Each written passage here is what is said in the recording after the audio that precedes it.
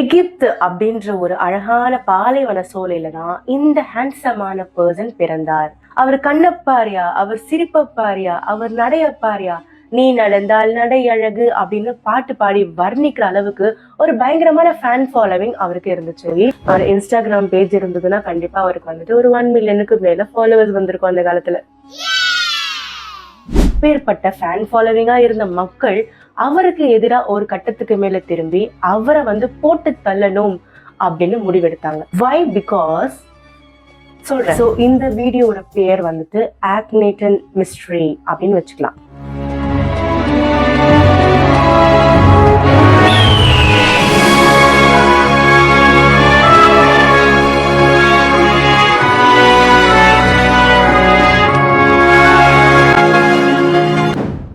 நான் வந்துட்டேன்னு சொல்லு, திரும்ப வந்துட்டேன்னு சொல்லு. 3 வருஷத்துக்கு முன்னாடி எப்படி போனனோ அப்படியே திரும்ப வந்துட்டேன்னு சொல்லு.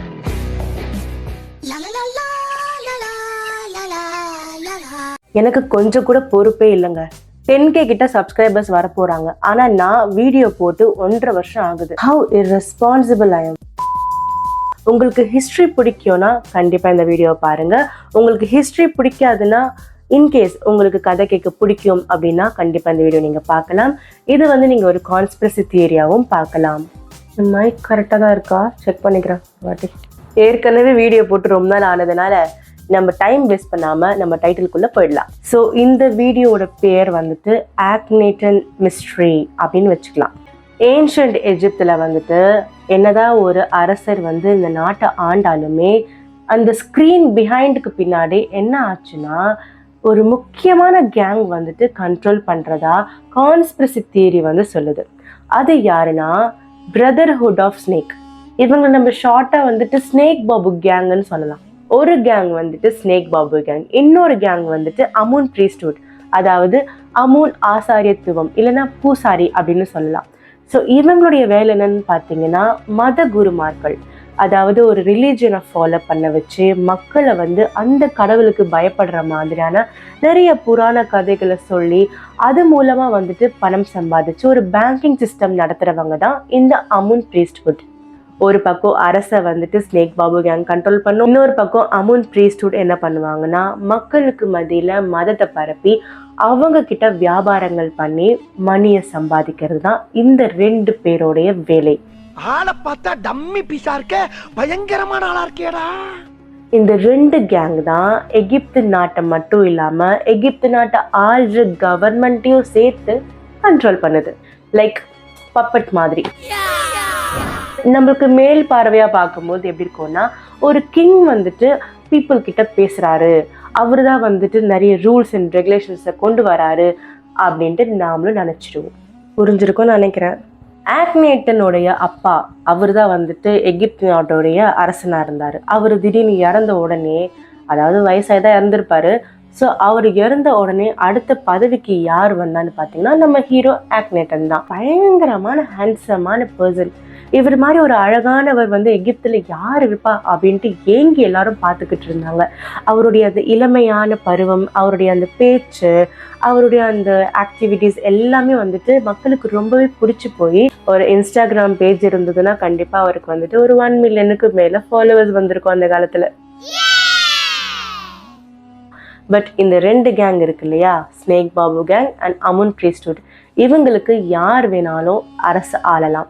அவங்களுக்கு எந்த ஒரு கவலையும் கிடையாது. பிகாஸ் எல்லாமே அவங்களுடைய கண்ட்ரோல்ல தான் இருக்க போகுதுன்றதுனால யார் வேணா வந்து ஆளலாம். நாங்கள் தான் வந்துட்டு ஸ்கிரிப்ட் கொடுக்க போகிறோம், அவங்க ஜஸ்ட் அதை ரீட் தான் பண்ண போகிறாங்க அப்படின்றது தான் அவங்களுடைய மைண்ட் செட்டாக இருந்தது. மெயினாக அவங்கள மீறி இந்த அரசர்களால் ஒன்றுமே பண்ண முடியாதுன்னு அவங்களுக்கு நல்லாவே தெரியும். மீறினால் தண்டிக்கப்படுவார்கள். அமென்ஹோடெப் IV அரசனானதுக்கு அப்புறம் 1 வருஷம் எந்த ஒரு பிரச்சனையும் இல்லாம, எந்த ஒரு அசம்பாவிதம் இல்லாம ரொம்ப ஸ்மூத்தா வந்து எகிப்து நாட்டுடைய அரசியல் மூவ் ஆச்சு. பட் இங்கதான் ஒரு சின்ன ட்விஸ்ட். சாரி காய்ஸ், நான் மறுபடியும் அமென்ஹோடெப்னே சொல்றேன். நான் ஆக்னேட்டன் தான் நான் சொல்ல போறேன் இதுக்கப்புறம். எகிப்து நாட்டோடைய அரசர் நாம. பட் இந்த 2 கேங் என்ன பண்றாங்க, பிஹைண்ட் த ஸ்கிரீனுக்குள்ள போய் ஆக்னேட்டன் Amun priesthood and snake Babu gang என்ன பண்றாங்கன்றத கவனிச்சுக்கிட்டு இருந்தார். அப்போ அவருக்கு ஏகப்பட்ட விஷயங்கள் தெரிய வந்துச்சு. ஆக்னேட்டன் தன்னுடைய ஆட்சிக்கு வரத்துக்கு முன்னாடியே எகிப்து வந்து ஒரு ரொம்ப ரிச்சான கண்ட்ரியா தான் இருந்துச்சு. அந்த செல்வங்கள் எல்லாம் கட்டுப்படுத்துறது யாருன்னா அமுன் priesthood தான். இந்த அமுன் priesthood என்ன பண்றாங்கன்னா எகிப்துடைய கடவுள்கள் எல்லாமே வந்துட்டு விக்கிரகங்களா, அதாவது சிலையா வடிவமைச்சு அதை வந்து வியாபாரம் பண்றாங்க மக்கள் கிட்ட. பத்தாதுன்னு அவங்க அந்த சிலையை வாங்கினாலும் அதுக்கு பூஜை பொருள் எல்லாம் பண்ணணும் இல்லையா, அந்த பொருட்களையும் இவங்க வந்து ஒரு தொழிற்சாலை மூலமா உருவாக்கி அதை வந்து வியாபாரம் பண்றாங்க. சில மக்கள் இருப்பாங்க, மறு ஜென்மம், முன் ஜென்மம், கர்மாக்கள், இது மேலெல்லாம் அதிக நம்பிக்கை இருக்கிற மக்களை இவங்க செலக்ட் பண்ணி மந்திரங்கள், தந்திரங்கள், பரிகாரங்கள் இது மூலமா வந்துட்டு அவங்கள இன்னும் பயன்படுத்தி அவங்க கிட்ட ஏகப்பட்ட லாபங்களை வந்து சம்பாதிக்கிறதுக்காக இந்த மதத்தை ஊந்துகோலா வச்சுதான் அவங்க மக்களை வந்து லிட்ரலி ஒரு பகடக்காயா பயன்படுத்திட்டு வந்துட்டு இருக்காங்க. இதுல இருந்து வந்த அந்த செல்வங்களை தான் அமுன் priesthood வந்து காலங்காலமா ஃபேமிலி பேங்கிங் சிஸ்டம் நடத்திக்கிட்டு இருக்காங்க. இதை வச்சுதான் அவங்க கவர்மெண்ட்டையும் துல்லியமா வந்துட்டு கண்ட்ரோல் பண்ணிக்கிட்டு இருக்காங்க. Money is always ultimate, right? Akhenaten மற்ற அரசர்கள் மாதிரி இல்லாம சுயமா யோசிக்க ஆரம்பிச்சாரு. அவர் மற்ற அரசர்கள் எல்லாம் பப்பட்டா இருந்திருக்கிறாங்க அப்படின்னு அவருக்கு தோணுச்சு. ஸோ அந்த மாதிரியான பப்பட்டா நாம இருக்கக்கூடாது அப்படின்னு அவருக்கும் புரிஞ்சுது. இந்த மாதிரியான விஷயங்களை வந்துட்டு ஆக்னேட்டன் யோசிக்கிறதுக்கு காரணம் ஒண்ணு அவருடைய சுய புத்தியா, இல்லைன்னா அவருடைய மனைவியோட தூண்டுதல்னாலயா, இல்லைன்னா அவருடைய முன்னோர்களுடைய ஆசீர்வாதத்தினால அவரே சுயமா யோசிச்சு இதெல்லாம் பண்ணாரான்ற கேள்விகளுக்கு பதில் நம்மளுக்கு கிடையாது. டைம் டிராவல் இருந்தா மேபி போய் பார்க்கறதுக்கு வாய்ப்பு இருக்கு, பட் சாத்தியம் இல்லையே. ஸோ இதையெல்லாம் வந்துட்டு கீனா வாட்ச் பண்ண நம்ம ஹீரோ ஆக்னேட்டன் இவங்களுக்கு சரியான பஞ்ச் ஒன்று கொடுக்கணும் அப்படின்றதுக்காக இவர் ஏகப்பட்ட ரூல்ஸ் அண்ட் ரெகுலேஷன்ஸை மாத்துறாரு. இனிமே இந்த மாதிரியான விஷயங்கள் என் நாட்டில் இருக்கக்கூடாது அப்படின்னு ஒரு ரெவல்யூஷன் அவர் எடுக்கிறாரு. ஆக்னேட்டன் இவர் வந்து இந்த 2 கேங்கையும் எப்படி வந்து துரிதமா சமாளிக்கிறாரு, அவர் இவங்களுக்கு என்ன மாதிரியான பதிலடி கொடுத்தாருன்றத நம்ம 1 by 1 பார்த்துடலாம். First punch. காலங்காலமா எகிப்துல வந்துட்டு எகிப்து கடவுளுடைய பேரை வச்சுதான் மக்களுடைய பேர் இருக்கும். ஃபார் எக்ஸாம்பிள் லார்ட் ரா. இந்த ரா அப்படின்ற பேர் தான் கிங் ராம்சேஸோடைய பேரா இருந்துச்சு. ஸோ ஸ்டார்டிங்லேயே ராம்சேஸ் அவருடைய பேர்ல ரா இருக்கும். அண்ட் அமென்ஹோட்டப் இந்த பேர்லயும் அமுன் அப்படின்ற பேர் இருக்கும். ஸோ இந்த மாதிரி எகிப்தோடைய கடவுள்கள் பேர் வச்சு அது மூலமா அவங்களுக்கு ஒரு பேரை வச்சுக்குவாங்க. நம்ம ஹீரோ என்ன பண்ணாருன்னா அதிகாரப்பூர்வமா இனிமே என்னோட பேர் அமென்ஹோட்டப் 4 கிடையாது அப்படின்னு சொல்லிட்டாரு. அந்த பேர் என்னன்னா அதுதான் ஆக்கனேட்டன். ஏக்கனேட்டன் அப்படின்ற பேர் என்னன்னா ஏட்டன் அப்படின்னு சொன்னா அது சூரியன். ஸோ சூரியனுடைய நேமை தான் அவர் வச்சிருக்காரு. சூரியனுடைய பிள்ளை அப்படின்றதுதான் அவர் பகிரங்கமா தாம் மக்களுக்கு முன்னாடி தாம் பேரை அமென்ஹோட்டப் 4ல இருந்து ஆக்கனேட்டனா மாறுறாரு. இது வந்து சரியான ஒரு பஞ்சா அமுன் priesthoodக்கு தோணுது. வை? பிகாஸ் வாழையடி வாழையா இருந்த அந்த ஒரு மரபை இவர் மீறாருன்னு அவங்களுக்கு புரிஞ்சுது. நெக்ஸ்ட் இவர் கொடுத்த அடிதான் எதிரிகளால திரும்பவும் எழுந்திருக்க முடியாத அடியா இருந்துச்சு. ஸ்னேக் பாபு கேங், அதாவது பிரதர்ஹுட் ஆஃப் ஸ்னேக் ரன் பண்ற கோவில்களை எல்லாமே இழுத்து தரமட்டமாக்கி மூடப்பட்டுச்சு. வை? பிகாஸ் சில குறிப்பிட்ட மக்கள்கள் மட்டும்தான் அந்த கோவிலுக்குள்ள நுழையணுமா, சில மக்கள் நுழையக்கூடாது. இது என்னையா இது ரூல்ஸ்? ஈக்குவாலிட்டி இல்லாத அந்த கோவிலை, மூட நம்பிக்கை விதைக்கிற அந்த கோவிலை தரைமட்டமாக்கணும் அப்படின்னு ஒரு முடிவு பண்ணி ஃபாஸ்ட் அண்ட் ஃபியூரியஸா அவரு அந்த கோவில் எல்லாம் மூட ஆரம்பிச்சிட்டாரு. நிறைய ஆர்மி ஜெனரல்ஸ் எல்லாம் அனுப்பி ஆலயங்கள், இந்த சமாதி கூடங்கள், மத சார்ந்த ஒரு விஷயங்களை நடத்துற மீட்டிங் கண்டக்ட் பண்ற ஹால்ஸ், இது எல்லாத்தையும் வந்து அவர் தரமட்டமாக்கி மண்ணோட மண் ஆக்குறாரு. இதையெல்லாம் அமுன் priesthoodஆல பார்க்கவே முடியல. ரொம்ப மனசு உடைஞ்சு போறாங்க. வை? பிகாஸ் அதுதான் அவங்களுக்கு சோறு போட்டு வந்துட்டு இருந்தது. அது மட்டும் இல்லாம ஆக்கனேட்டன் மக்களுக்கு முன்னாடி கண்ணுக்கு தெரியற பகவான், அதாவது சூரிய பகவானை வழிபடுங்க அப்படின்னு அவர் சொல்லிட்டாரு. சூரியன் தான் நம்ம கண்ணுக்கு தெரியற ஒரே கடவுள், நீங்க அவரை மட்டும்தான் வணங்கணும், அவருடைய அந்த கதிர் ஒளி தான் உங்களுக்கான பிளெஸிங்ஸ் அப்படின்னு அவர் சொல்றாரு. நேத்து வரைக்கும் ரொம்ப அமைதியா இருந்த பையன் இன்னைக்கு எப்படி சடனா இவ்வளவு விஷயங்களை செய்யறான் அப்படின்னு இவங்க 2 பேருக்குமே ஒண்ணுமே புரியல, பயங்கர கன்ஃபியூஸ் ஆகுறாங்க. ஆனா இதே மாதிரி போச்சுன்னா நம்மளுடைய அருமை பெருமைக்கு ஆபத்து ஆயிடும்டா சுனாபானா அப்படின்ற மாதிரி இவங்களுடைய வணிகம் வந்து முடக்கப்பட்டுருமோன்னு இவங்க பயந்தாங்க. பயந்த மாதிரியே அது நடந்துச்சு. அமோன் பிரீஸ்ட்ஹுட் கிட்ட இருந்தும் இந்த பிரதர்ஹுட் ஆஃப் ஸ்னேக்கோட கண்ட்ரோல்ல இருந்த எல்லா கோவில்களும் இவர் தரமட்டமாக்கிட்டு அந்த செல்வங்களை எல்லாமே இவர் எடுத்து இனிமே எகிப்து கவர்மெண்ட் மட்டும்தான் இந்த செல்வங்களை கண்ட்ரோல் பண்ணணும், கவர்மெண்ட்டுக்கு மட்டும்தான் அந்த உரிமை இருக்கு அப்படின்னு அவரு முடிவு பண்றாரு. ஆனா ஆக்னேட்டனுக்கு ஒரு விஷயம் நல்லாவே புரிஞ்சிருச்சு. நம்ம ஒரு பெரிய ரெவல்யூஷனை பண்றோம், சோ இனிமே நம்ம இங்க இருந்தா நம்மளுடைய உயிருக்கே ஆபத்து வந்துடும் அப்படின்னு ஆக்னேட்டன் முடிவு பண்ணி தான் குடும்பத்தோடவும் தனக்கு சப்போர்ட் பண்ண சர்டைன் பீப்புளோடவும் அவர் இப்போ ஆட்சி பண்ணிட்டு இருக்கிற அந்த ஊரை விட்டு வேற ஒரு ஊரை நோக்கி அவர் பயணிக்கிறாரு புது வாழ்க்கையை வாழ்றதுக்காக. ஓடினார் ஓடினார் ஓடினார், எகிப்தின் எல்லைக்கே ஓடினார். ஒரு இடத்த நின்னு பாக்குறாரு. அந்த இடத்துல ஒரு பெரிய மலை இருக்கு. அந்த மலைகளுக்கு நடுவுல ஒரு சூரியன் உதயமாயிட்டு இருக்கு. அதை பார்த்த உடனே இங்க தாண்டா என் நாட்டை நான் கட்டமைக்க போறேன் அப்படின்னு சொல்லிட்டு அவர் முடிவு பண்ணி அந்த ஊருக்கு அவர் அமர்னான்னு பேர் வைக்கிறாரு. Finally Amarna was born. இந்த அமர்னா நாட்டு தான் இந்த எகிப்தோடைய கேபிட்டலா இருக்கணும்னு அவர் முடிவு பண்ணாரு. அமுன் பூசாரிகள் கிட்ட கைப்பற்றின எல்லா தங்கம் செல்வங்கள் எல்லாமே அமர்னால புதையல் மாதிரி அவர் சேமிச்சு வைக்கிறாரு. காலங்காலமா அமுன் பிரீஸ்ட்ஹுட் செல்வத்திலே புழங்கியிருப்பாங்க, ஃபேமிலி பேங்கிங் சிஸ்டம் நடத்தியிருப்பாங்க. பட் அது எல்லாமே உடனே முடிவுக்கு வந்துருச்சு. எகிப்திய வரலாற்றில் முதன்முறையாக ஒரு பாரோ இந்த 2 கேங்கையும் தரமட்டமாக்குறாரு. அவங்க கிட்ட தௌலத்தா நின்னுட்டு, ஹே நீங்களா பொடி பசங்கடா அப்படின்ற மாதிரி ஒரு பாரோ செயல்பட்டார் அப்படின்றத இந்த அமுன் பிரீஸ்ட்ஹுட்டுக்கும் இந்த ஸ்னேக் பாபு கேங்குக்கும் தாங்கவே முடியல. இவனை ஏதாச்சும் பண்ணி ஆகணும் அப்படின்னு 2 கேங்கும் துடிச்சு போறாங்க.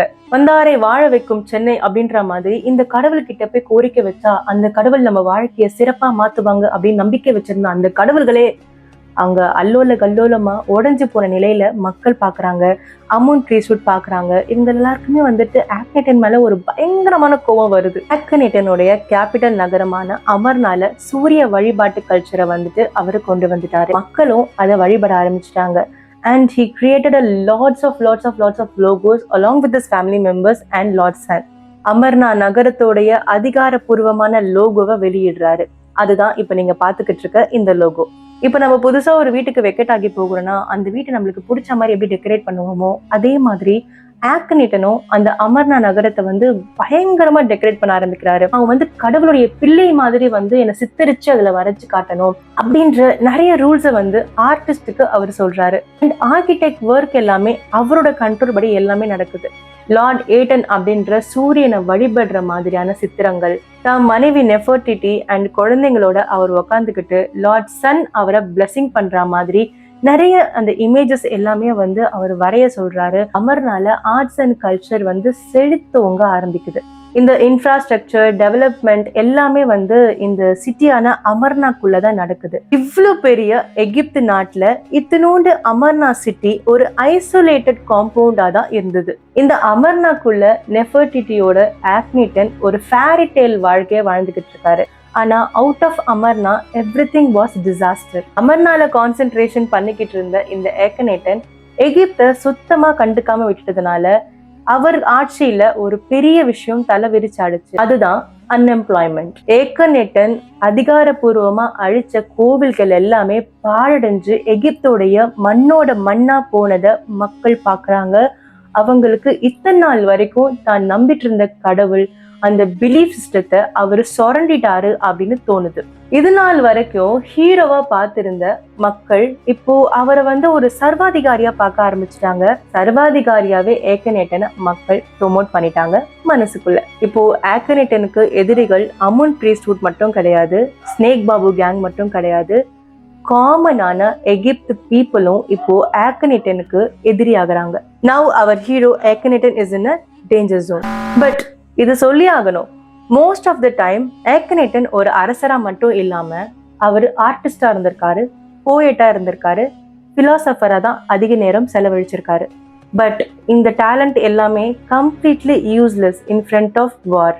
முழுக்க முழுக்க அமர்னால ஆயுதம் ஏந்திய ராணுவ வீரர்கள் தான் எங்க பார்த்தாலும் இருந்தாங்க. பிகாஸ் ஆக்னேட்டனுக்கு நல்லாவே தெரியும் அமர்னா எப்போ வேணாலும் தாக்கப்படலாம். அமுன் பிரீஸ்ட்ஹுட் மண்ணோட மண்ணாக்குறதுக்கு ஏக்கனேட்டன் பிளான் பண்றாரு. ஆர்மி ஜெனரல்ஸ அவர் அனுப்புறாரு. ஆனா இங்கதான் ஒரு ட்விஸ்ட். ஆர்மிக்குள்ள ஏகப்பட்ட கரப்ஷன் நடக்குது.